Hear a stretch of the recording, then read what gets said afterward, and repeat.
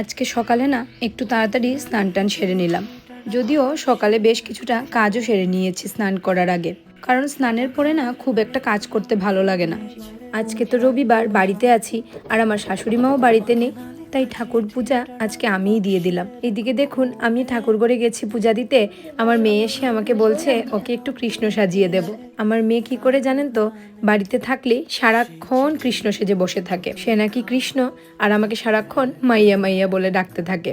ইউটিউবে সারাক্ষণ কৃষ্ণের ভিডিওগুলো দেখে আর নিজেকে কৃষ্ণই ভাবতে থাকে। তবে আমরা কিন্তু ওর এই জিনিসগুলো খুব এনজয় করি। আর একবার কৃষ্ণর ড্রেস পরে নিলে তারপর আর কাউকে জ্বালাতন করবে না। সারাক্ষণ বাঁশি হাতে নিয়ে গান করতে থাকে আর নাচতে থাকে। ওকে রেডি করিয়ে ওর বাবার কাছে পাঠিয়ে আমি পূজাটা শেষ করে নিলাম। এখন বেশ কিছুদিন থেকে জানেন তো, আমরা না ঘরে নারকেলের ছোলা দিয়ে ধুনো দিয়ে থাকি। এই ছোলাগুলো দিয়ে ধুনো দিতে কি যে ভালো লাগে, আলাদাই একটা শান্তি পাওয়া যায়।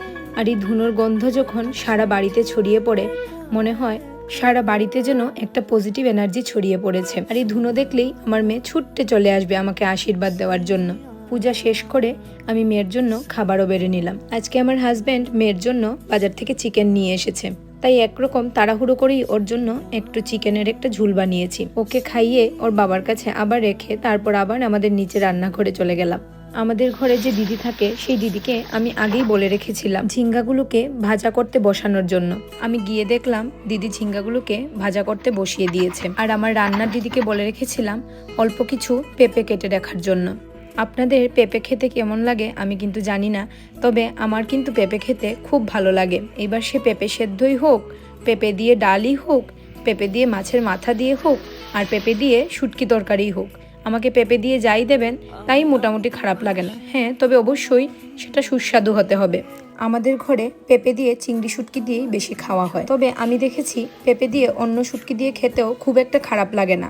তবে সব থেকে ভালো লাগে চন্দনা শুটকি দিয়ে খেতে। আজকেও জানেন তো, আমি ভেবেছিলাম চন্দনা শুটকি দিয়েই পেঁপে দিয়ে রান্না করব, কিন্তু গিয়ে দেখলাম চন্দনা শুটকি ঘরে নেই। ছুরি শুটকি আর একটা বাঁশপাতি শীতল দিয়ে দিলাম। আর মশলার মধ্যে আমি কিছুই না, শুধু একটু হলুদ আর একটু লঙ্কার গুঁড়ো ইউজ করেছি। বাকি রান্নার প্রসেসটা আপনারা তো ভিডিওতে দেখেই নিলেন, খুবই ইজি। তবে শুটকিগুলোকে আগে একটু গরম জলে ভালো করে ভিজিয়ে রেখে তারপর তেলের মধ্যে একটু ভেজে নিলে খেতে আরও ভালো লাগে। রান্না করার পরে একটু শুটকি তরকারি আমি আমার পাশের বাড়ির দিদিকে দিয়ে আসলাম।